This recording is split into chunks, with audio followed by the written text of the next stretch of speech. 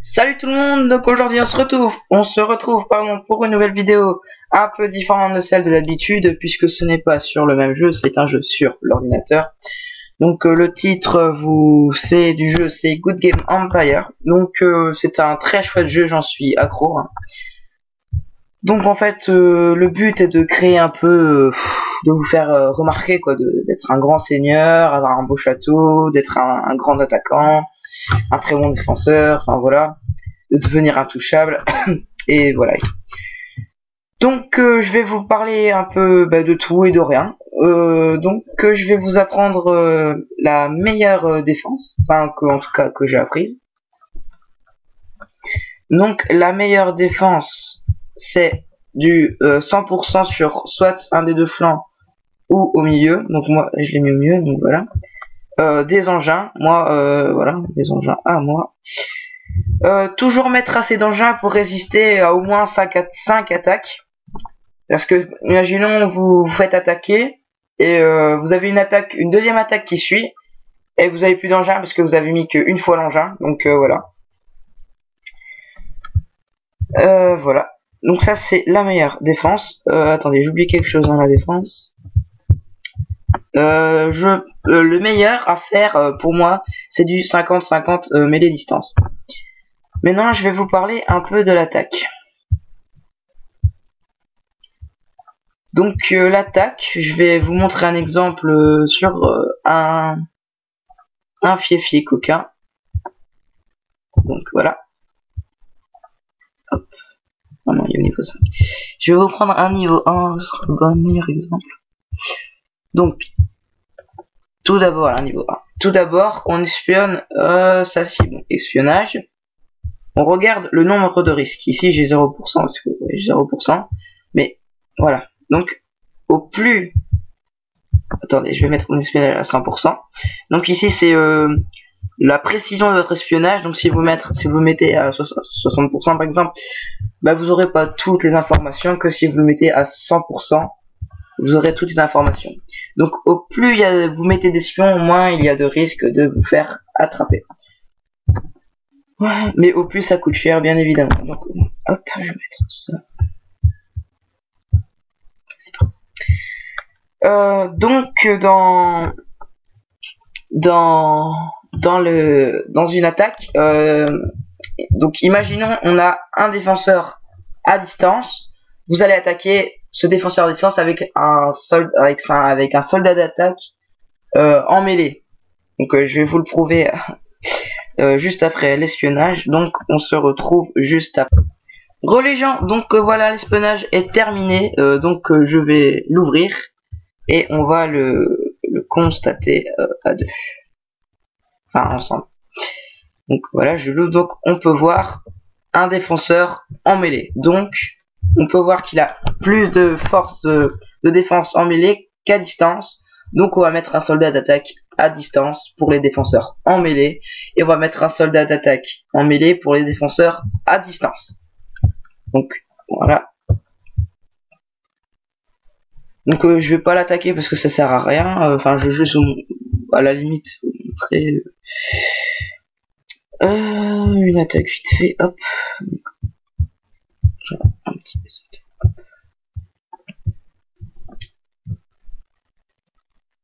C'est parti. Donc voilà. Maintenant je vais vous expliquer un peu une technique d'attaque pour ceux qui sont un peu plus loin dans le jeu. Je vais espionner n'importe qui. Donc quand j'ai trouvé une cible, je recommence la vidéo. Voilà, j'ai trouvé une cible. Je vais prendre un fiefie coquin comme exemple. On regarde le rapport d'espionnage. Donc on va voir qu'il a un démêlé à sa défense du fiefie coquin. Cette technique d'attaque, c'est pour les joueurs de Good Game, c'est pas seulement pour les fiefie coquins. Donc ça consiste à mettre tous les soldats de défense, tous les soldats à distance d'attaque à la première vague. Voilà. Hop. Et ensuite, on doit mettre assez de mantelets pour que le bonus de défense des soldats à distance tombe à 0. Donc ici on peut voir qu'il a 119%. Alors j'ai pas assez de place pour mettre assez de mantelet pour qu'il soit à moins 119. Donc je mets le maximum, donc 100% de réduction. Et je mets ça sur tous les flancs. Hop. Donc ici. Ah. Mais imaginons ça aurait été je sais pas 50% de bonus pour le soldat à distance, bah vous aurez mis 5 mantelets, voilà. Donc voilà. Voilà, deuxième vague, vous mettez des soldats en mêlée plus des échelles de je peux parler, excusez-moi, des échelles de siège, voilà. Donc on met des soldats en mêlée.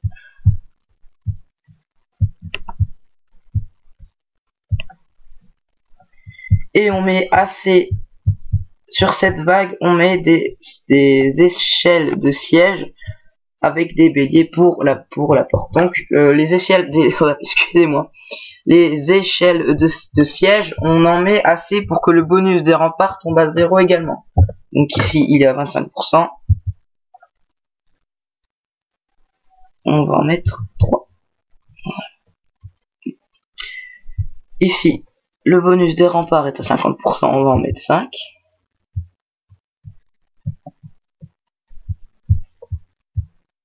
Le bonus des remparts sur le flanc droit est à 25%, on va en mettre 3. Voilà. Et on regarde le bonus protection de la porte du château, 65%, donc on va en mettre 7. 7 béliers. Voilà. Et sur la troisième vague, vous mettez ce que vous voulez. Donc vous pouvez mettre des objets à butin pour ramasser les ressources et tout. Vous pouvez mettre des engins pour avoir plus de pourcentage de points de gloire. Mais ça marche pas sur Fifi et Coquin, puisque sur Fifi et Coquin, on ne gagne pas de points de gloire. D'ailleurs, je vais vous expliquer à quoi ça sert les points de gloire juste après. Donc voilà. Donc sur ici, voilà, je vais mettre. Hop. Je vais mettre un petit soldat, voilà, n'importe, avec ça pour reprendre un peu de butin. Voilà, hop, et j'envoie mon attaque.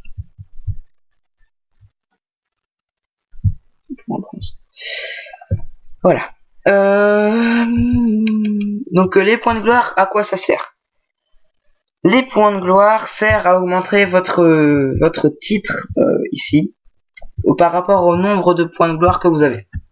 Donc je vais essayer de vous expliquer. Donc quand vous commencez le jeu, vous êtes chevalier, vous avez 0 point de gloire. Quand vous allez attaquer des joueurs, au plus la bataille sera grande, enfin au plus la bataille sera importante, au plus vous gagnerez des points de gloire. Donc vous passerez, par exemple, vous avez 1480 points de gloire, et ben vous changez de titre, vous devenez baron et vous avez comme récompense des ressources. Après vous faites 5 batailles, vous avez gagné beaucoup de points de gloire, vous devenez vicomte et à chaque fois comme ça vous augmentez les grades, enfin les titres. Et vous avez à chaque fois une récompense bien sûr. Le seul problème c'est que vous perdez 2% de vos points de gloire par jour. Donc imaginons je suis vicomte, j'ai que 1% de gloire juste au-dessus de vicomte, et ben demain je redeviendrai baron puisqu'on perd 2% par jour. Donc voilà, ça c'est chiant, donc il faut attaquer régulièrement. Faut attaquer régulièrement. Les techniques que je vous ai dit, ce sont des bonnes astuces. Après, il y a eu les alliances. Alors les alliances c'est très très utile parce que si vous voulez aller haut, si vous voulez devenir grand, fort et tout, enfin c'est obligé d'être dans une alliance, c'est quasiment impossible d'être puissant quand on est tout seul. Une alliance c'est un peu une équipe, hein, donc c'est une équipe dans laquelle vous pouvez discuter avec des autres joueurs. En cas d'attaque, ils peuvent vous soutenir, donc vous envoyez des défenseurs contre l'attaque que vous êtes occupé de recevoir. Si vous manquez des ressources, vous pouvez en demander, s'ils en ont, ils vous en donneront. Enfin voilà, ça aide beaucoup. Ça aide aussi pour la vitesse d'attaque et tout. Ça c'est pas très important quand on débute, mais c'est franchement rejoindre une alliance, c'est très utile. Donc voilà, j'ai à peu près tout expliqué à la base. Enfin voilà, c'est vraiment la base que je vous ai dit. Donc la défense, voilà tout. Alors personnellement, je suis niveau 32, donc mon alliance recrute, voilà, on recrute, donc on vous accueillera à bras ouverts. Donc si vous n'êtes pas trop loin, bien sûr, n'hésitez pas à rejoindre mon alliance. Donc voilà, le titre, le nom de mon alliance ici. Voyez, voilà. Donc voilà, on est vraiment très sympa, donc n'hésitez pas à nous rejoindre, on vous accueillera avec grand plaisir, si bien évidemment vous contribuez à l'alliance, hein, si vous êtes actif, tout et tout. Donc aussi vous pouvez posséder des avant-postes, donc les 3/4 du temps quand vous êtes dans une alliance, vous ne pouvez pas voler d'avant-poste. Par exemple ici je ne peux pas lui voler parce qu'il appartient déjà à quelqu'un. Mais vous pouvez en prendre un qui est libre, regardez ici, hop, avant-poste, vous pouvez en prendre un, moi je peux pas en prendre parce que j'en ai déjà le maximum. Un avant-poste c'est un joueur de château, hein, donc vous pouvez en avoir 3 avant-postes maximum. Voilà, ici j'en ai 3, voilà. Vous pouvez prendre l'avant-poste libre. Donc voilà. Donc pour l'instant moi je suis vicomte, hein, comme titre. Voilà. Si vous avez des questions par rapport au jeu dans le commentaire par rapport au jeu que j'ai pas répondu, n'hésitez pas à me les poser dans les commentaires, mettez un like, abonnez-vous. Voilà, donc ici je vais attendre les résultats des attaques et je reviens plus tard. Donc à tout de suite. Yo les gens, donc voilà. On va regarder les rapports de bataille.